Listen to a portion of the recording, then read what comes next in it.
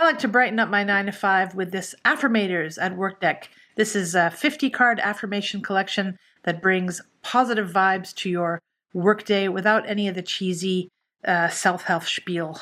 These cards were written by comedian Susie Barrett and illustrated with playful art to make getting motivated actually fun. What makes this deck stand out is the focus on the workplace. You get cute and inspirational messages tailored for tackling meetings, deadlines, team chaos, and that rainy commute. You pull a card in the morning or during a midday slump, and you'll get a little pep talk that's uplifting, relatable, and often really funny. They have these bonus cards in here too, and you can basically use them any way you like. The deck comes with a few suggestions, though. I have visitors who come into my office, maybe at lunchtime, and I get them to pull a card. It can make their day.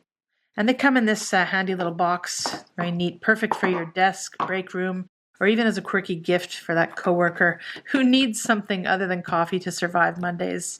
Overall, it's self-encouragement for adults who appreciate humor and not so much the hype. So enjoy. I certainly do.